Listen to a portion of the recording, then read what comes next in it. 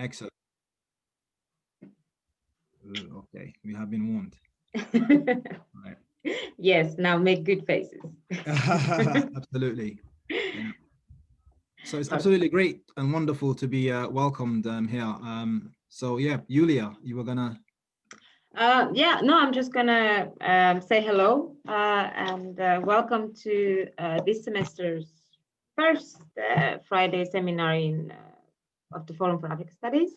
And today we have the pleasure of listening to Yahya Barry's presentation.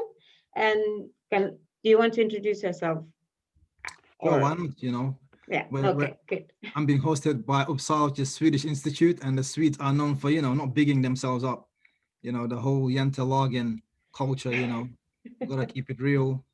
So yes, I'm Yahya Barry. I am a current visiting researcher at the University of Copenhagen when pursuing a research topic called Black African Muslim, the contemporary and the history. It is a visiting fellowship, which means that I am a self-funded researcher. So this whole project is actually not funded. I am taking it from the back of my own work because of the importance which I recognize the topic to be and to occupy. So part of the objective of coming to Uppsala and to be hosted by them is to a number of reasons. First of all, is to explain the story behind my research topic, but also to seek collaborative avenues, because I believe that this project is distinguished by the fact that it is collaborative. It has a certain outreach dimension, and recognize that due to the complexity of the topic and due to the fact that it spans a range of disciplines and a range of historical epochs, ranging from, let's say, the 9th and the 10th centuries, where first Viking interactions between what are called Black Moors and the British Isles, from that 9th century epoch all the way to the contemporary. I mean, a very complex topic. So I think that a successful approach would be to be collaborative, to be participatory. So if anyone has an interest in this topic and would like to get on board, please, I welcome you. Yes. So after that, I will have to say thank you very much for all of you for making this, for making the time, to come on board. I really value the whole, venture of knowledge participation and knowledge production. I mean, it is what makes the world unique and what makes humans distinguished from other species. Ability to come together to creatively create knowledge. So I thank you all. I thank the Forum for African Studies at Uppsala, Julia, for coordinating this, but also I have to thank my institution at Copenhagen for being the institute that hosted me for this project. I presented this project to over 20 institutions in the UK, and unfortunately, none of them were willing to host it. So Denmark, the University of Copenhagen, thank you for giving me a platform. And finally, I thank the Olive Tree Institute, the institute I founded, which has enabled me to pursue this research and to make it available to audiences across the Muslim and wider non-Muslim world. I have prepared a little PowerPoint presentation. I hope you don't mind. It's just to make it as smooth as possible. I would really encourage that, at any point, if you have something to say, please write it on the chat. I will try every now and again to switch from PowerPoint to looking at the chat, just to make it as interactive as we can. It's not a lecture. I don't want to bore you for 45 minutes, talking at you. I want to talk to you and to see what we can come out with. So I'm going to attempt to share my screen. So here it is, my PowerPoint. I am going to, so I hope that it's coming up. So Black African Muslims, I hope you can see it. So I'm going to just attempt the first slide. So can you see that it's got the 4 logos on it? Right. Yes, so yeah, just acknowledging the various institutions that have made today possible. Thank you very much. Right. So in this presentation of mine, why Black African Muslims? What's the deal? I've always been taught that if you're going to study something and you're going to present it to the world, you need to make a validation of that by making it relevant. Why? What's the whole rationale and the motivation behind this? And then I'm going to look at an overview of the research terrain, because at the end of the day, this is a working seminar. So I hope to be inundated with, critical insights, feedback, suggestions to make this research better. So we're looking at Muslims in Scotland and Denmark specifically. The reasons for that, partly pragmatic, but also partly due to research design. Since the PhD, I have been interested in comparative studies. So my PhD compared cases in the UK, namely London and Edinburgh, to cases in the Scandinavian context, so namely Sweden and Denmark. For this research, I am, for pragmatic reasons, focusing on Scotland and Denmark. And I will show you, if the time permits, how the project will be operationalized, looking at the historical and the contemporary dimensions, and looking at what I see to be a distinguishing feature of this project, which is that it's participatory. I'm studying a community that has been marginalized, a community that's really complex, that's really, diverse. They should be stakeholders. I can't afford to, monopolize this. What has been produced. I need to make the people that I am working with to be stakeholders in this, that they have a part as much to.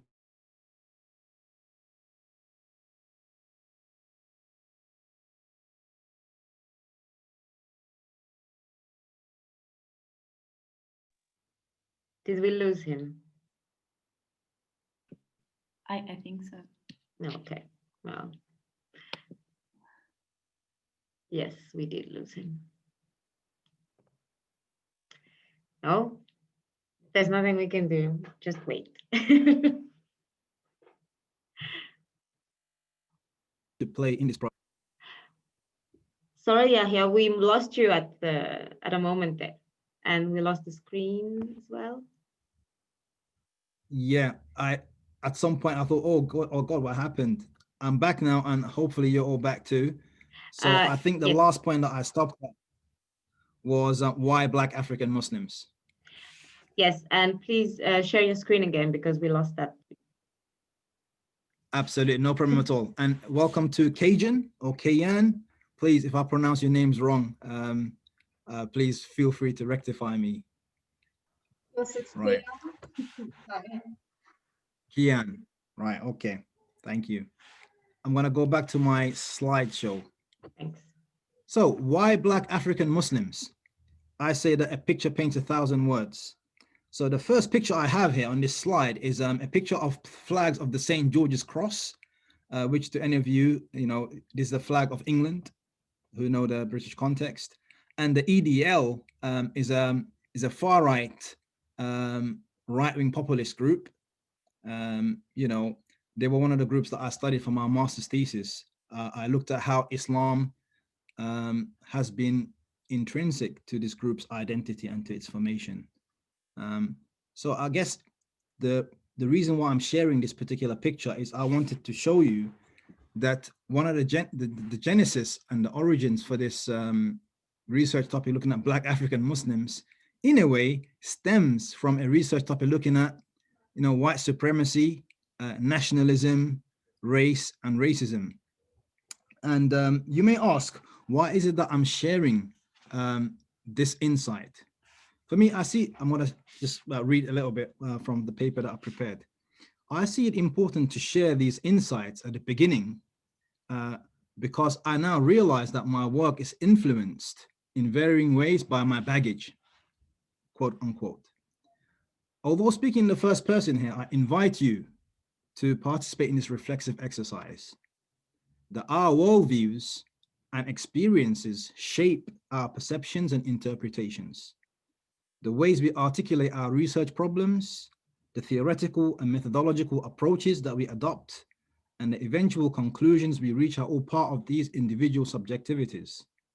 That as long as we're studying human expressions, thoughts, and feelings, there is no third safe space where we can stand to objectively engage our studies. Rather, we need to embrace the fact that we are embedded within the very context of our studies. So I, as a Black African man, am embedded in this study.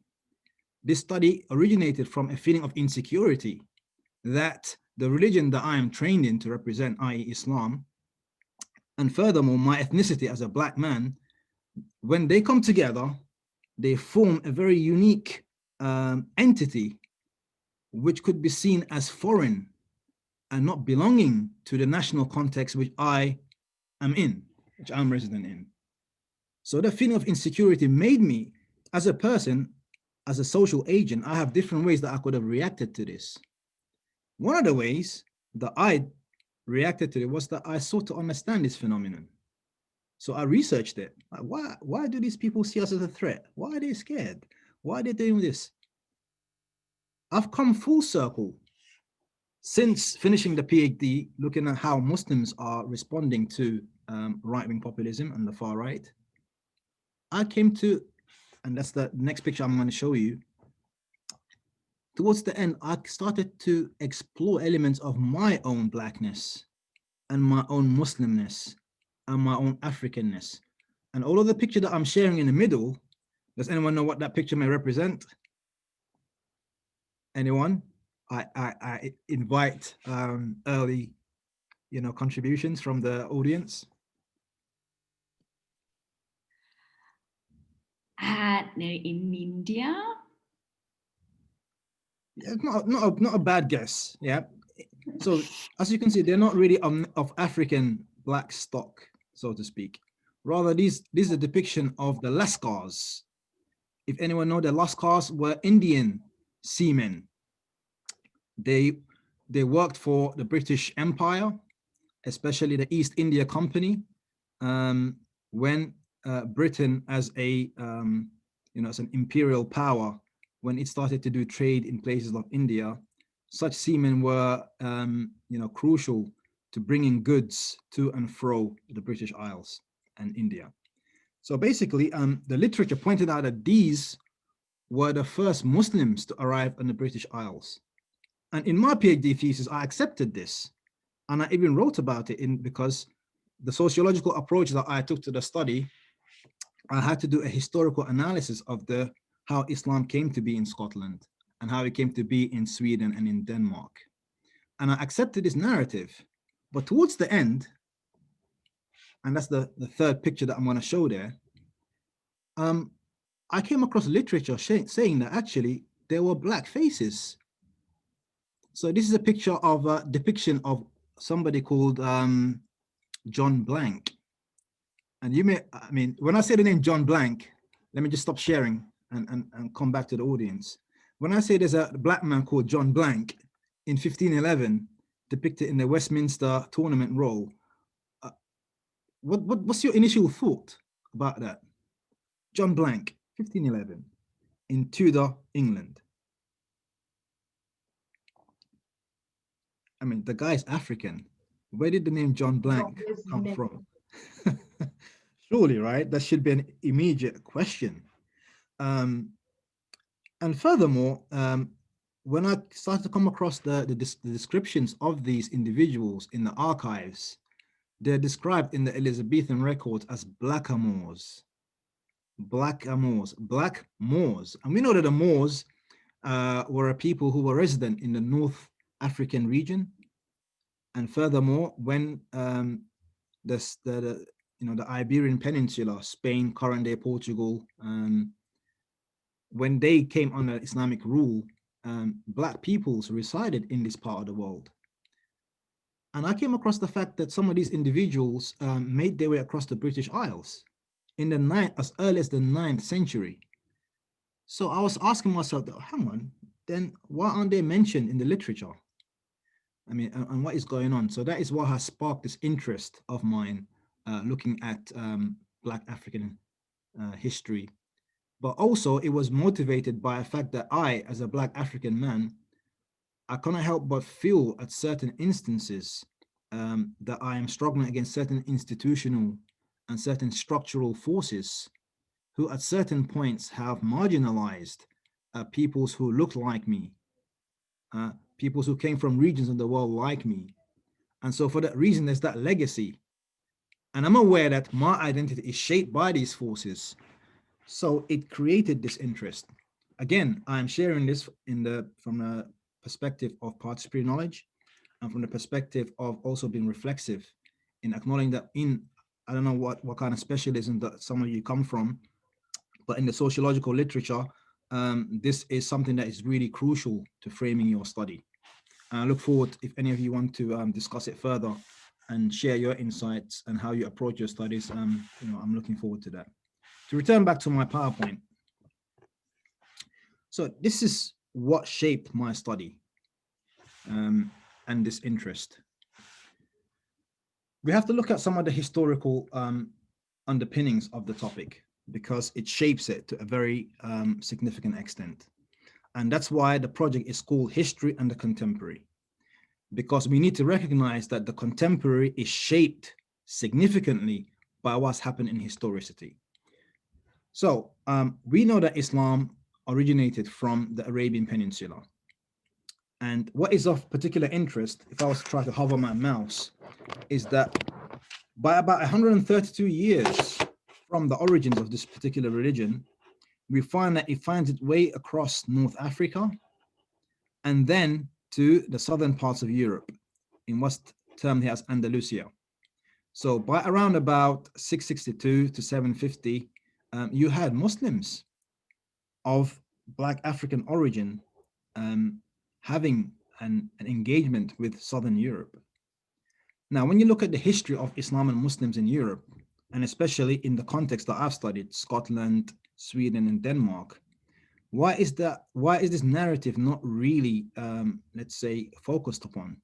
Is there a particular interest in shaping what's called the popular imaginary of Islam and Muslim as always being something perhaps non-European, something foreign? And how about when it comes to the ethnification of Islam as a brown religion or perhaps as an Arab religion? What effect does that have on the Black peoples who at some point had adopted this religion as part of their culture, part of their heritage, part of their identity? Is there something going on there? That's what I'm interested in finding out. Because we know that Islam did encroach and did enter parts of the wider African continent. And I'm going to present a very particular case study of Ghana, because it's a context.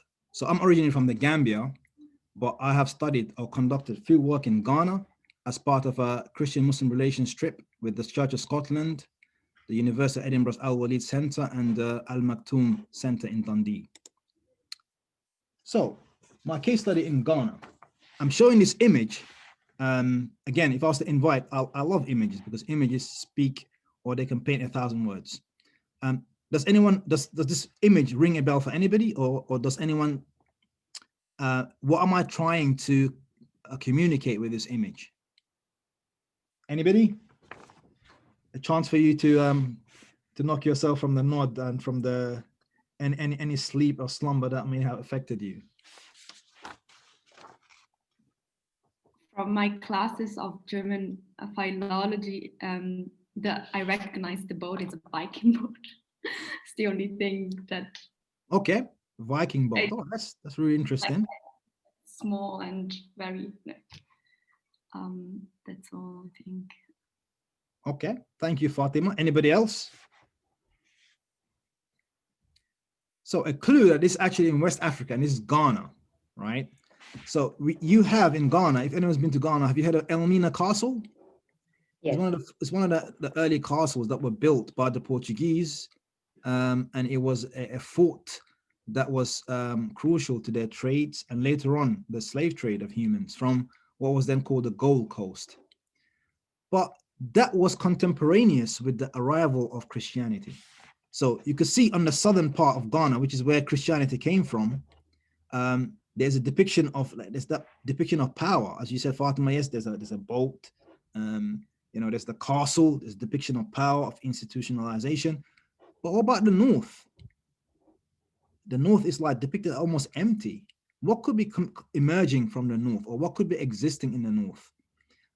Is the literature or other institutions seeking to marginalize and ignore what came from the north, and celebrating and aggrandizing what came from the south? especially when the South is linked to Christendom and Christianity, and the North linked with the arrival of Islam, even if the arrival of Islam chronologically precedes Christianity. So I propose that let's quickly look at the Ghanaian context, and I'll try to be brief. So this is a case. The seeds of Islam were planted in what is currently the Ghanaian nation state in the early 14th century, although some research has dated that as early as the 13th century, through trading contacts between certain tribes of the Mali Empire in ancient Ghana.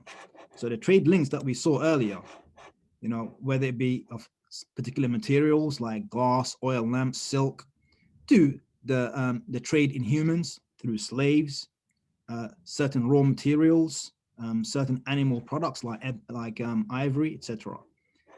So these trade links were existent, and they were what brought Islam to the Ghanaian context. What's interesting to note is that some of the arriving Muslim traders achieved substantial economic and political mobility in the northern states. These initial Muslim settlers are described as having adopted a gradual, quietist, pacific, and non-methodological attitude towards the culture of the indigenous, which saw them intermingle with people, integrate, and significantly contribute to the society. So the spread of Islam in the northern region, which we see here as empty, has been attributed to some degree to this attitude of flexible engagement in Ghanaian traditional religion and culture. Right. With time, a number of Muslim settlers rose up the social strata through their attachment to the royal families. In Kumasi, the capital of the Ashanti Kingdom, Muslims served as advisors to the rulers on important matters of state, and thus they wielded considerable economic and political power. Now, let's pay attention to what happens when some of these Muslims in the north started to migrate downwards towards the south, right? So as they moved southwards upon the invitation of certain state chiefs and engaged in the trade of gold, for a number of factors, Islam was not as well received and integrated. A range of factors have been outlined for this, ranging from economic and political reasons, fear of the growing Muslim power from the north, and geographical, the humid climate and forest vegetation of the south. But one element which I saw in the research, which was interesting, is called the Zongo element. How many of you have heard of Zongo before, the term? Those of you who've done any African studies in the Ghanaian, Zongo, a new term. Okay, never mind. Let's let's return back. So Zongo is a word meaning a traveler or a traveler's camp in Hausa. It came to refer to areas in the fringes of the towns and settlements where trans-Saharan, in brackets, Muslim travelers would rest as they engaged in trade, often bartering cattle and cloth for salt and Ashanti gold. Over time, these Zongos became areas of permanent settlement for the northern Muslim migrants. Hence, while the Muslims were well integrated in the fabric of society in the north, in the south, the Muslims lived in the peripheries.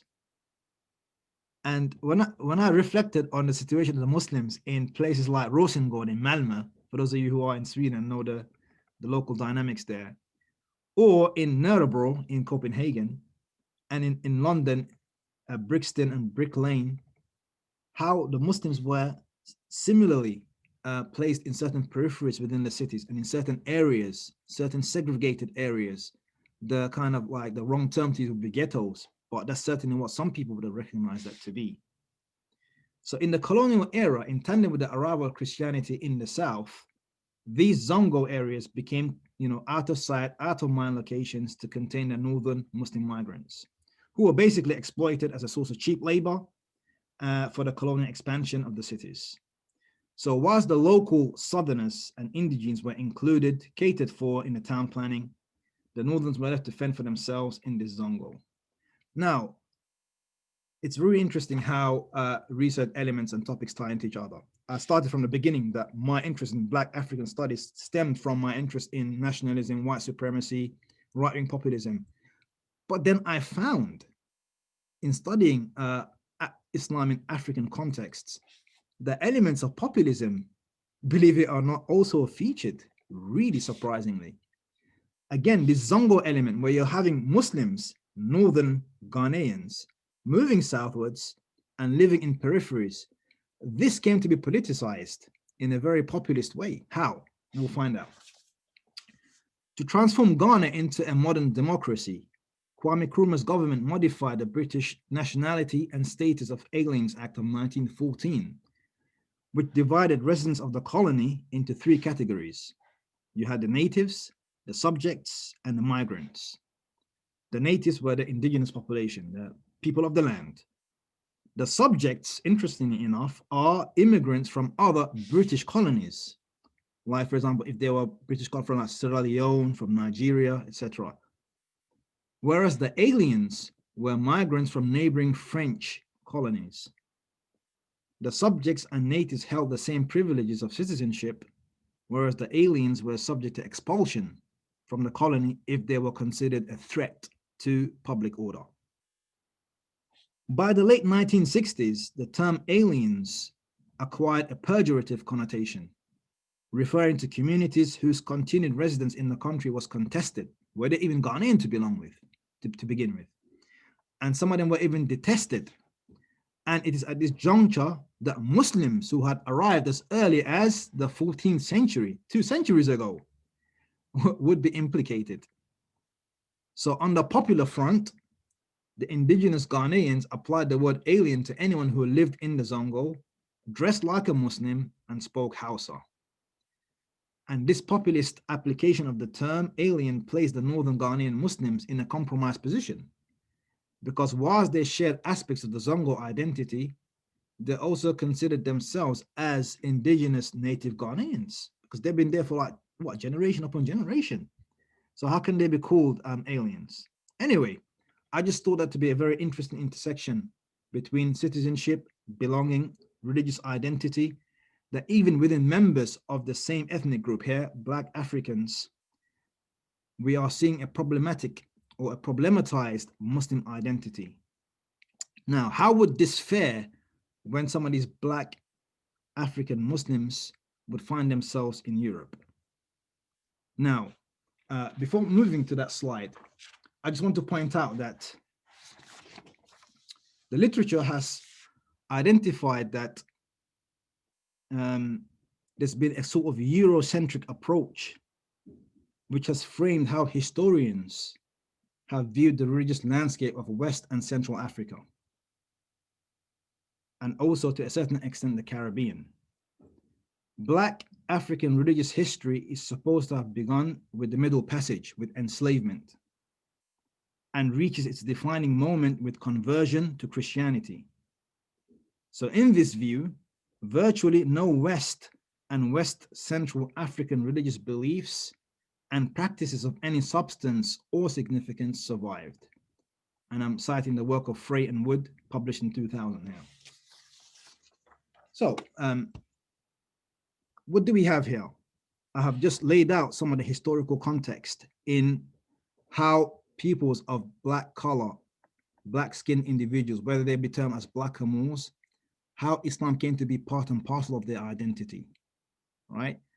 And I've shown how somewhat problematically, some of this religious identity has been erased, whereby it is ignored because of a particular Eurocentric approach, which recognizes Christianity as being sort of like the more important aspect of African religious identity, and thereby ignoring any other potential identities.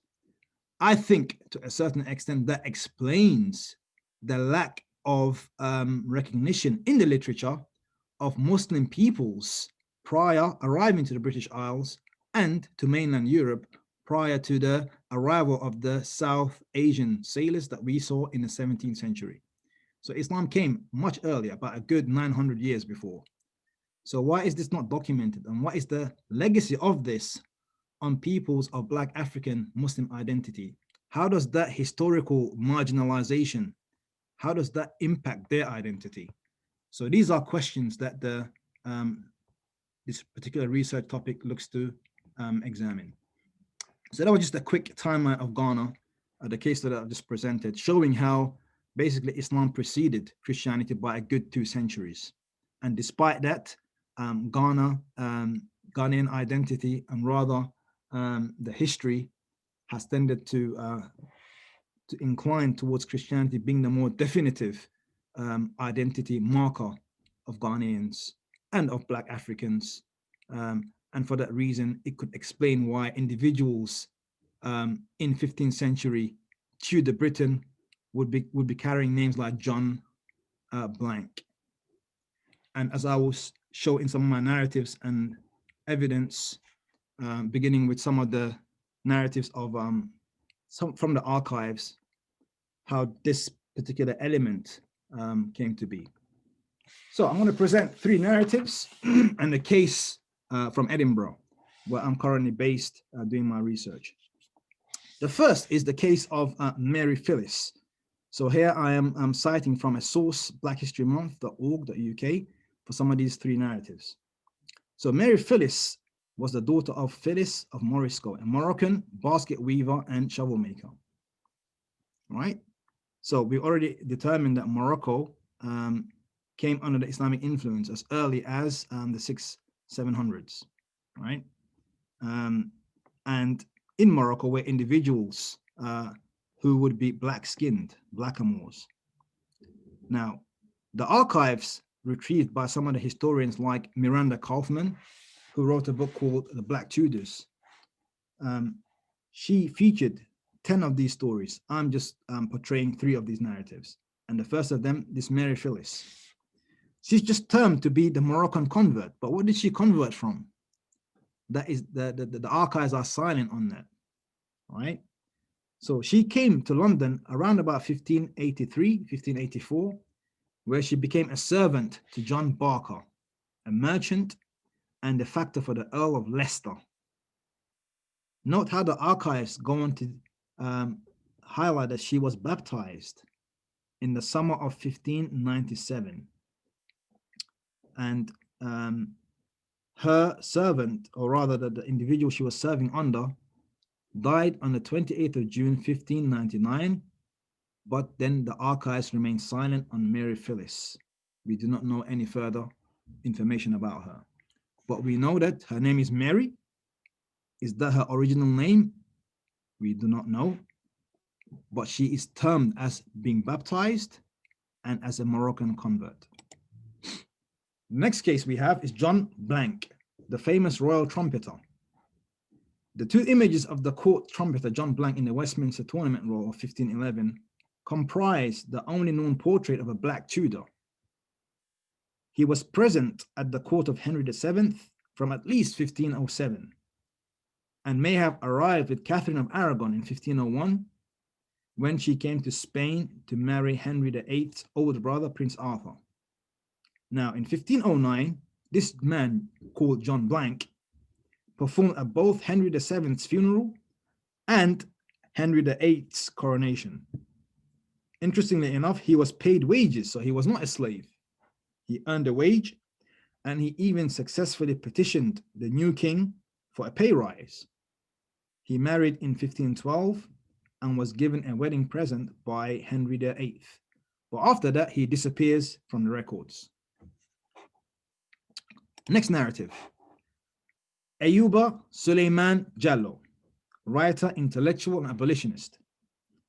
Born in Bundu, which is current-day Senegal, West Africa, around about 1701. Ayuba was captured, enslaved, and transported to the Americas during the Atlantic slave trade. He was discovered by a lawyer, a certain Reverend Thomas Blewett, at the Kent County Courthouse, where he was imprisoned for an attempted escape in 1731. Blewett was impressed by Ayuba's ability to write in Arabic. In his own narrative, Blewett writes the following: upon our talking and making signs to him, he wrote a line or 2 before us. And when he read it, pronounced the words Allah and Muhammad, by which, and his refusing a glass of wine we offered him, we perceived he was a Mohammedan. i.e. a Muslim, but could not imagine of what country he was, for by his affable carriage and the easy composure of his countenance, we could perceive he was no common slave. Indeed, he was no common slave, and Blewett would accompany Ayuba to London. Again, the British context in Europe coming into the spotlight here in 1733, where his intellect garnered attention, subsequently securing his freedom in 1734, when he was allowed safe passage to return back to West Africa.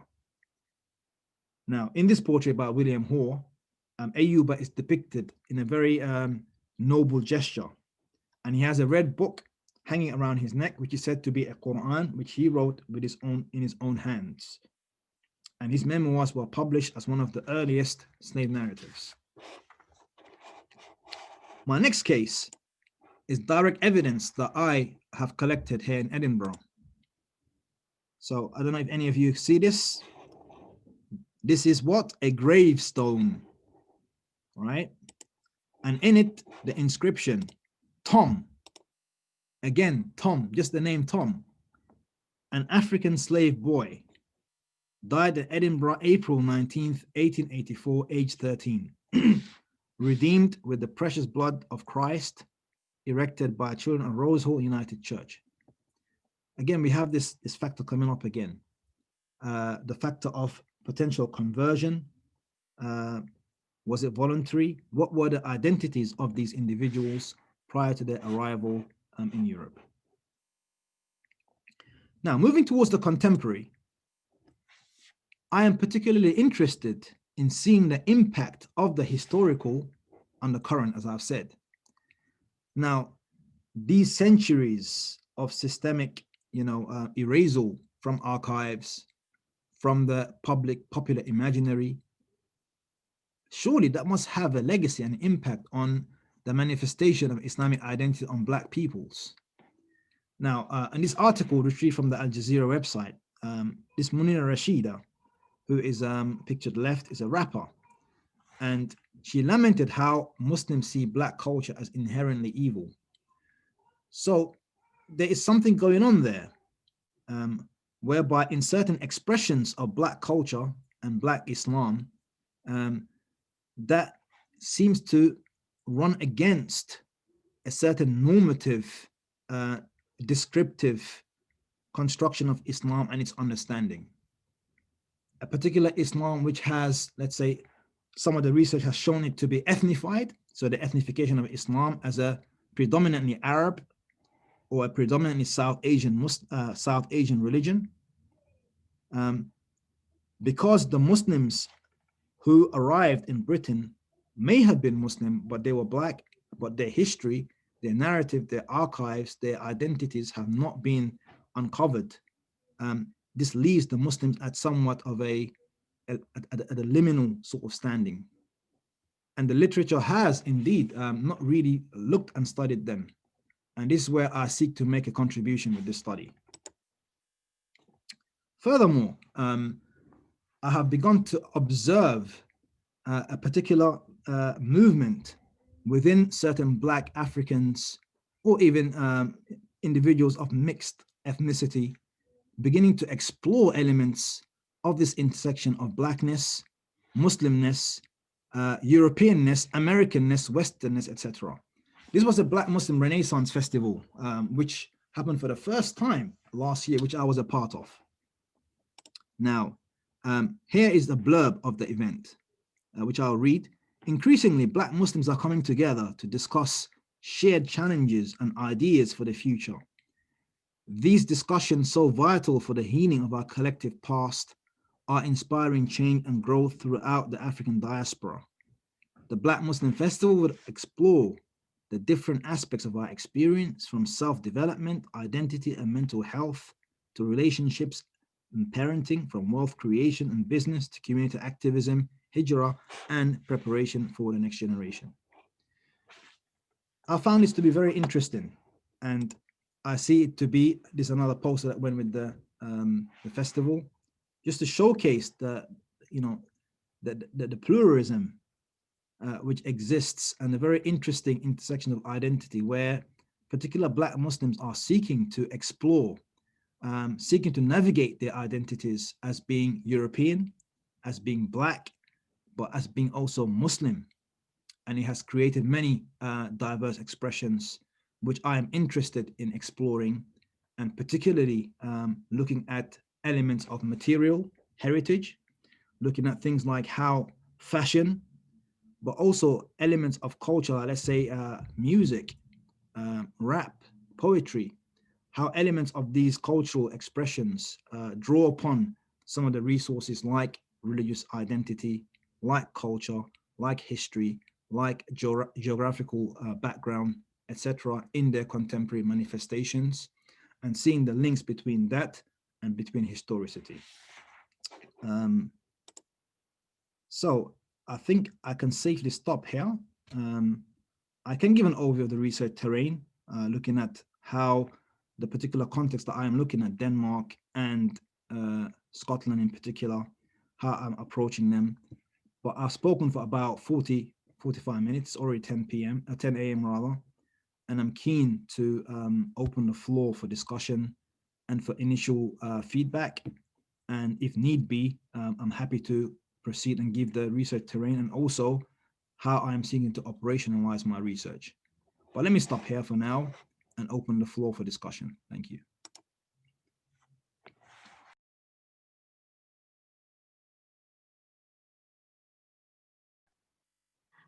Thank you, Yahya, for a great presentation. And I think I'll first, perhaps I would like to welcome Knut and Ekwa, because we haven't had the opportunity to see them before the presentation starts. But another thing, what I wanted to do was perhaps to have since we're not many, to have a round so that everyone can present themselves and say a few words of where they are now and how they came up here, and then we can perhaps start the discussion. That's okay. That would be lovely. Yeah. So I'll start by just saying the name in the order that I have on my screen, and then give you the word. So I have, and sorry if I'm mispronouncing and etc. So Jadija. Yes, that's me. Yeah, you did fine, don't worry about it. So it's really nice to see all of you. I don't think I know any of you. I'm from the Netherlands, from actually a very, I want to say very Christian part of the Netherlands. That's what I do most of my research on as well. I come from a background of political and legal anthropology, but I'm currently doing a master's in Euroculture, so basically European identity. And there I still kind of focus on religion. I did a lot of work on Christianity and on Dutch Christianity, but I'm also really interested in seeing the Christian-Jewish relations, something I worked a lot on. And I saw the blurb of this talk pop up and I was like, wow, I know nothing about this. So I figured I would swing by, and it's been really interesting so far. So thank you. Thank you. And Stella? Yes, hi. So I'm Stella, I'm from Germany, and I'm also studying Euroculture. I am new to the topic as well, that's why I joined. I just wanted to see what this was about and to broaden my horizon. So thanks very much. Great. Berber. Yes, thank you for the presentation. I'm indeed Berber. I'm also from the Netherlands, also doing the Euroculture Master Program. I will write my topic regarding my MA thesis next semester regarding the national programs against racism in the European Union context. So I'm really diving in the last couple of months into like Afropean racism, white supremacy, etc. So I think this is a very interesting topic that broadens my knowledge. So that's why I came up here. Thank you. Ekwa. Yes, hi. My name is Ika, and I'm also. We can't hear you. Could you please? You're not muted, but just the volume. Can you hear me now? Very, very slightly. Yes. Maybe now? It's really low. Yeah, now it's good. Better. Okay. Yes. So I'm Ikwa, and I'm also from the Euroculture program. And I'll be moving to Uppsala. And Yeah, you really have to talk to the screen. yes. Okay. So I'm currently in Bilbao, but I'll be moving to Uppsala, Sweden very soon. I'm also from the Euroculture program.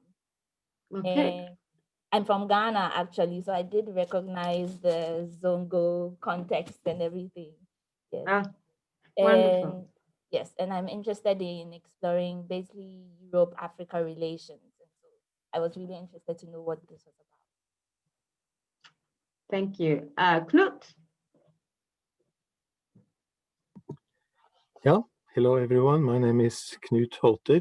I work as a professor of biblical studies at Vid Specialized University in Norway. My research field is African interpretive strategies vis-a-vis the Bible, and that's why I'm here. I can mention, due to the program, I can mention that we in Stavanger had our first Black African student in the 1860s.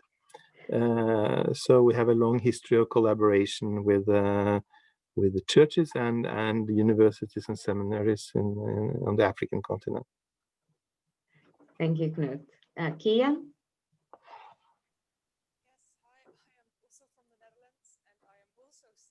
Same thing. We. I think my microphone is a little bit dodgy.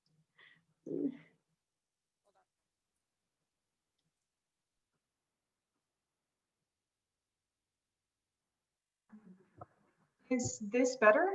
Yes. Okay, then the microphone in my earphones is broken. So I'm also from the Netherlands, and I am also studying Euroculture. And actually my specialization is Central and Eastern Europe, but within history studies, I'm very interested in the whole topic on the history of winners versus they call losers, and especially in Poland, how that is used as kind of erasing anyone who isn't involved in the winning team. And I do an internship where I work on projects in Northern Africa and the Middle East. So those two combined kind of piqued my interest in this specific topic on erasing Black Muslims from Northern Africa and Western Africa. Great, thank you. Fatima, we've heard you before, but just for others. The Viking board and everything. So yeah, I'm also a Euroculture student. I did one semester in Uppsala and the second in Göttingen, Germany. Yeah, my area of interest is also the Muslim community. I think it's very important to study the Muslim community from an intersectional point of view, like you did, Yahya. But yeah, I'm mostly interested in the intersection women and Muslim, which I think it's very relevant to study today, especially in the Danish context. I think, which I've seen that. Well, I don't want to talk too much, but yes, so that's why I'm very interested in your project. Yeah, and yeah, I'm very happy that you do this, because I think that there's a need of like studying Islam and Muslims in a very different way. I think so far the research hasn't done so much good for the community, and the literature is very, as you mentioned, quite so to say a bit colonized. So it's a good thing that more and more people study this, maybe from different point of view. So thank you. Thank you, Fatima. Pauline. Sorry, my French is coming in and I don't know. Yeah, Pauline Alolo. I study African history and culture in Uppsala University. And I think this is very interesting about the Black Muslim, because usually in history, they just glance it, they just pass it away or have very short sentence. So I think this is very, very good information. And thank you for sharing. Okay, great. I think we did the round. Yahya, do you want to? Yes, just a few things, practical things.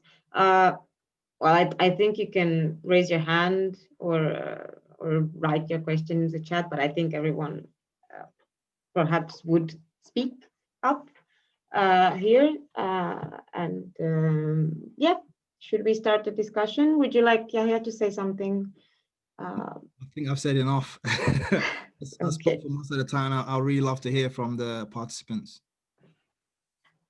Okay. Does anyone have a question at the moment? If not, I'd like to start. Again, thanks a lot for your presentation. And I agree with everyone else that we need more of this kind of research. And I mean,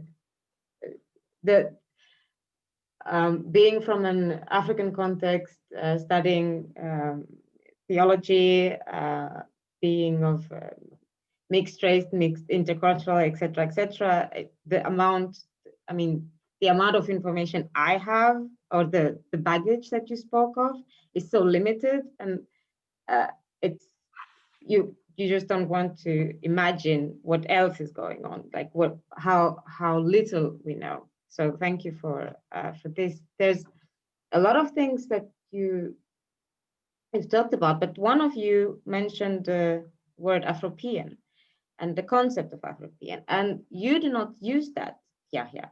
Is there is there a reason for it particular, or you just prefer having it African European instead of another one of those concepts that we like Afropolitan, etc. So that's my first question. Thank you. That's a brilliant question. And I think we're all academics here, and we know that academics have this, pernickety knack for, looking at terminology and being super critical. My lack of using Afropean is simply because I've not come across it in the literature. In my literature review, my impression of Afropean is that perhaps it's a kind of popular connotation that has been coined fairly recently. So I guess I'm gonna have to switch the question back to you guys and say, can you point me to academic literature which has been published featuring this term, please? And I'll happily look at it. I think I was raising it, and I just read the book from Johnny Pitts. Like, he does this travel through Europe and search for Black communities and where they live in bigger cities. And then also you mentioned that there's like this migrant ghetto group in Sweden as well, I think. He also describes this, and that migrants are living not in like city centers, etc. So it's more experimental and like looking for reasons and where people live, instead of maybe being an academic book. But I thought it was very interesting, and also the Afropean concept. Thank you very much.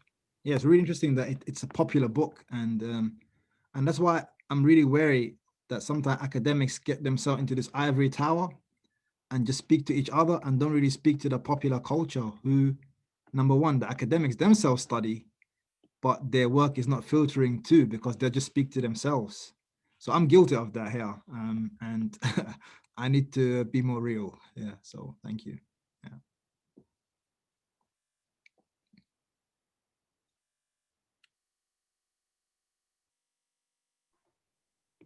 I have a question, I guess, comment. I already mentioned I really liked the way you approach this topic. I think it's very interesting, and I think it's very telling about not only the areas that you focus on in your research, but also about what European identity means in and of itself. I think I'm kind of biased because that's what I study the most, but at the same time, when I started studying this topic, something we got told is that originally European identity was very much caught up in Christian identity, and that has kind of, in some senses, is still there, but in other ways has kind of fallen away a little bit. And because of that, identity has become such a fluid topic that is kind of hard to define. And in search of trying to define it a little bit more closely, it's very common for people to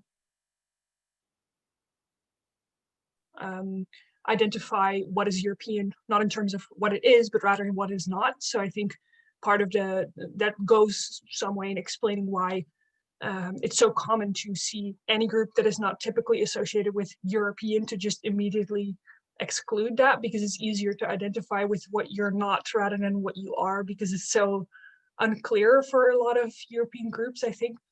But at the same time, I thought the point I liked the most is your mentioning of kind of that erasing of history and of kind of taking, because I think you see it so often that it's taken as kind of a 0.0, where it's like, you know, Christianity gets introduced and everything starts from there, while not taking into account everything that was there before. And I think, given my background, I'm very ignorant of all the stuff that was there before, which was very relevant, but it's just not very mentioned very often. So I'm really grateful that you brought it up, and I'd be interested to look more into what was the situation like before Christianity was introduced there. I'm not sure if that's like your your topic really, but I'm still very interested in it. So I don't know if you have any thoughts on that. Absolutely. I mean, for example, in the Scottish context, which, you know, I'm based at, which, I mean, this project was conceived from, I mean, Christianity was introduced in the 5th century. So, I mean, prior to that, you know, there were elements of culture that were existent, but because of the power that Christianity was able to, you know, exert upon the land and the people, you know, that legacy remains. I mean, Christian identity remains, you know, interweaved with Scottishness. It's seen in the landscape, the cathedrals, the churches. And it's really interesting that, you know, elements of this identity, although they may be fading away in a civic sense. For example, I remember a very interesting instance where we went to the Edinburgh City Council, and I, as a Muslim imam, was arguing for the council with a group of Christian ministers. We formed a coalition for the city authorities to retain free Sunday parking so that cars can continue to park on the streets free, because that will benefit us as Muslims as well. And one of the arguments that we used was that, look, you know, this country and this land, you know, you know, it is grounded upon Christian identity. And the argument they gave out was, no, it's not really a Christian country anymore, and the demographics speak for it. Those who identify as Christian are now about just 40%. They're no longer a majority. So it's interesting how, you know, as you said, culture is fluid, it is changing, despite the fact that, you know, the Christian legacy retains its power, and, you know, it has retained that insofar as that, you know, it has shaped the history, it shaped that, you know, some of the institutions like academia to a significant extent. But in contemporary times, that is changing. And, you know, our role as researchers is to try to understand that and to track it, but also to challenge the past. And that's what knowledge is about. Either you bring something new, a new perspective, or you introduce a rereading of what had occurred in the past and therefore augment the understandings. But I think that we should be brave in the extent to which we are able to confront some of these narratives, but also be as objective as we can.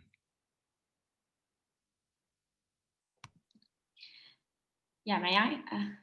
Yeah, I just want to connect to what you just said about this fluidity and how things are changing. And what I thought about recently, you know, in the context of the Muslim community in Europe, is that, and I don't know if you address this in your research or not, like, I don't know, like, if the terminology Muslim is relevant anymore. Like, recently I started to use, you know, European citizens of Muslim heritage instead of saying Muslim European citizens. And why is that? Because, like, we tend to assume sometimes that just because, you know, you have, I don't know, a Moroccan or Ghanaian background, so, and you have like a Muslim name, therefore you are Muslim, so Muslim with a God, let's say you believe in God and you pray, you practice and all of that. But I think, and I don't know if you agree or not, or it's just like, oh, I'm just being too picky. I think like just as we don't assume that every white European is Christian and therefore go to church and pray, and we shall not assume that all Muslims with a Muslim name believe in God and they don't eat pork and they fast during the Ramadan. And I don't know if you address this, because for me it's kind of like oh God, what am I doing? I was trying to not raise the hand. Okay. Me, like personally, it bothers me a little bit when they when people hear Fatima Swalhi, okay, so yes, you so hi, this for you Ramadan and so on. But like, I don't like when people assume that I believe in God because I don't assume other white people that they go to church on the 25th of December, and so when people assume that I practice the religion, it kind of like I feel that people design like Muslims as like a monolithic. They all believe in God.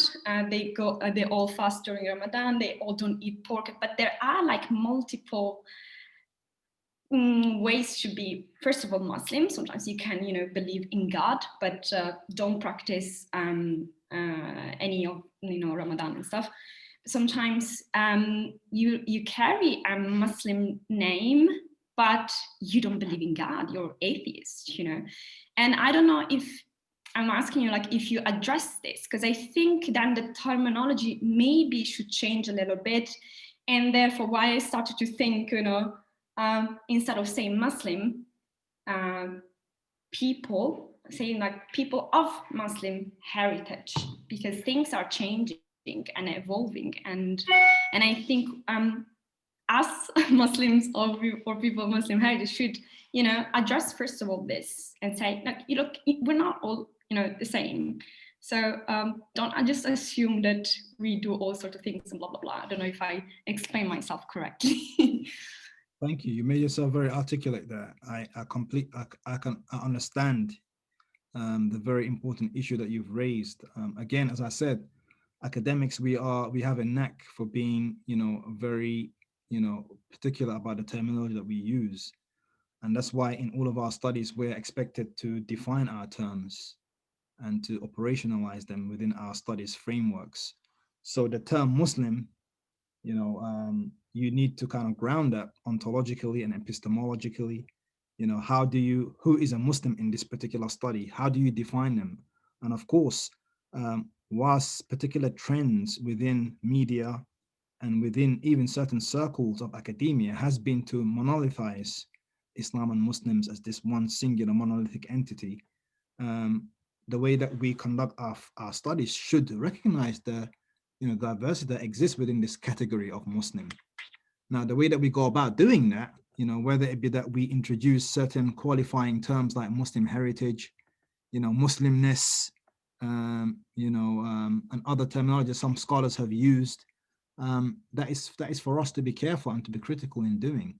I've not perhaps been as critical in my deployment of the term Muslim here, and that's perhaps because, again, from the what I said in the beginning, that from a reflexive point of view, this study is shaped by my outlook, my baggage, and I identify as a Muslim. But I've been aware that particular Muslims who I have come across, that identity may not be as clear cut, maybe far more complex. I mean, and it's been really interesting. I could quickly share some data. I've come across some Danish Muslims or of Muslim heritage who are self-identifying with the LGBT community, who've identified themselves as trans, and who have gone on to shape their Muslim identities with, let's say, certain aspects of rap culture. Now, is it my job to kind of bracket them as being, not particularly Orthodox Muslim, or is it my job as a researcher to try to objectively understand them and to try to, accommodate their ways of life and their worldviews within my study? So I think the latter is the way that an academic conducts their study, and that's the way that I hope to proceed in this project. I don't know if what I've said has answered or addressed your issue, and if anyone else wants to jump on that, please, you're welcome to do that. Yes, Kian has raised her Yes. hand. Is this microphone better? Or... Yes. Okay, good. So what I was wondering as well is, in line with this, is the idea of double jeopardy by Francis Beale, and stating that being both a woman and a Black woman is kind of this double discrimination happening towards her, but also internalized double, some kind of like internalized hatred sometimes even. And I was wondering if there's a similarity between that and being both Black and Muslim, because in some cases, like being female and Black are both traits that are outwardly visible, usually, while being Muslim isn't always outwardly visible. So then is there still this double jeopardy, maybe even internalized by people who are both Black and Muslim, being a minority in both ways in European countries? Yeah, it's a very good question. I wonder to what extent the term double jeopardy relates to intersectionality. I mean, I think intersectionality is the term that academics have deployed, whereby you have intersections, let's say, between Blackness and womanness. Let's say between, coming from, the LGBT community with, a Jewish identity. So these intersections of identity. So whilst I'll be critical to say there are similarities, because that could be assumed, I think there could be parallels between the experience of Black women and Black African, let's say, Muslims. And the particular factor that you've touched upon, which is visibility, is a really key component, because visibility is, first of all, situational and relational. So in a predominantly white European secular space, being Black and makes you stand out. But also we need to recognize there are certain elements of Islamic identity which are visible, namely the veil, and to certain extents the beard for our Muslim men. And my research shows that visibility tends to correlate with discrimination, because it's something that marks you out, and therefore society can marginalize you and stigmatize you. So in that regard, Black African Muslims, there is a susceptibility towards both marginalization and discrimination on the grounds of this visibility element, but also on the grounds of just being an ethnicized other. But the difference is that Black African Muslims also suffer an internal discrimination within their religious community, because in Britain, about 60% of the community is from South Asia. They're the dominant ethnic group. So when Black Muslims enter into these spaces, they tend to be the minorities. So there's a concept called double minority. So Black Muslims become minorities within minorities. And that tends to bring up issues of discrimination, where, let's say, if Muslims seek to marry outside their ethnic group, they find it difficult to marry within people from the same religion. It also leads to issues of representation, whereby certain Muslim authorities and bodies, like, let's say, the Muslim Council of Britain, in Sweden and in Denmark, I think you have similar Muslim councils, and you ask yourself, to what extent are Black Africans represented on those bodies? So yeah, a very interesting concept. Yeah.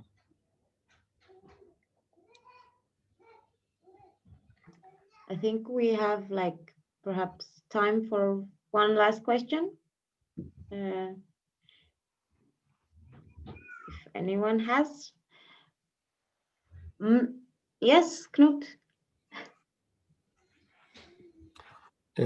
Thanks for your presentation. Unfortunately, I came in towards the end of the presentation, so I lost most of it, which I very much regret. But it was impossible to get in earlier. Coming from Norway, I'm not sure how much we have to contribute here, but there is one thing which, as far as the 18th century is concerned, which may make some sense here.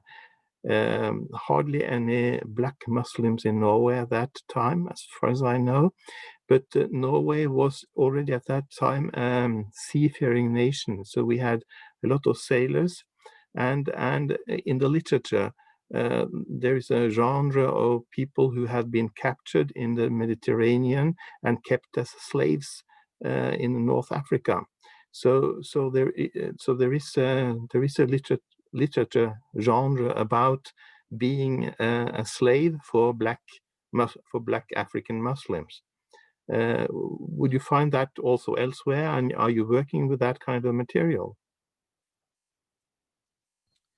Yes, it's really interesting, Professor Knut. I mean, and interestingly enough, I even found, and since you're mentioning the seafaring tradition and also the kind of Nordic Scandinavian context, I found that even as early as 1627, this whole, slavery sort of narrative, features in the Danish context, where it's been reported that Muslims from the so-called Barbary states, i.e. they would have been from the Blackamoor, the North African, Iberian Peninsula, that some of them raided the Faroe Islands as early as 1627 and took, interestingly enough, native Danish slaves back to North Africa.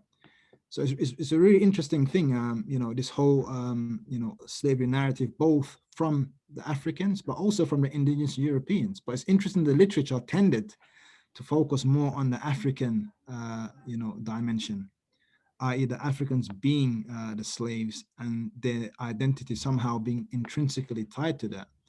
And that has an effect on, the understanding of Africanness as being, that of being, slaves.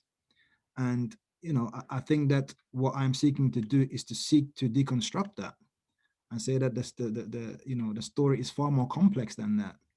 And also we need to acknowledge the legacy that has on our understandings of contemporary Africanness, but also contemporary Nordic identity, especially when Christian-Muslim relations are concerned. Yeah. I wonder if you had anything to say in return to that, Professor. No, this is actually not my field, so I don't have much to say there. But I really appreciate the way you handle the material, and I think I look forward to reading. Thank you. Thank you very much. Thank you. Okay, so I'll say the last few words because we are unfortunately running out of time.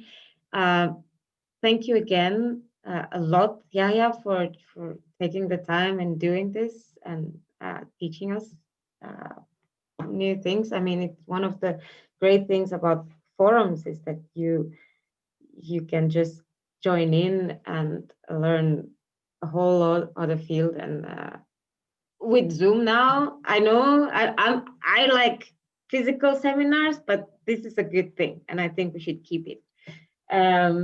Yes, and the whole question of the relations between Africa and Europe and European history, and how we're very slowly, but I think there are signs that history is being sort of perhaps not rewritten, but written in a different way now, that we see how different peoples have shaped the European continent. And I think it's I'm very happy that we're doing it. So thank you again. And I don't know if it's okay, because we've all been warned that this is going to be recorded. Perhaps we have a tradition with the Forum for Africa Studies to sort of put out the pictures from Zoom, but since this is recorded, would you mind if I put actually sections of, for example, here's your presentation on the website, so it's there, or on Facebook? Would that be okay? That's fine with me, as long as it's fine with others as well. All right, wonderful, thank you. So I wish you all a great weekend. Hope you have a weekend. And yes. Oh, and also, if some of the students, like I said, I will put part of this on our website, but you can also write to me if you want the whole recording. Wait, I'll write my email here. Some of the students want that, and to just keep as notes. I don't know how to. It'd be nice to have the presentation. Can we email you, Yahya, for that? Sure. I can share my PowerPoint with Julia. Yeah. And she can just send it out to the participants. Yeah. Great. Okay. Well, thank you very much. Thank you. Have a good day. Goodbye. Thank you. Bye. So much. Bye.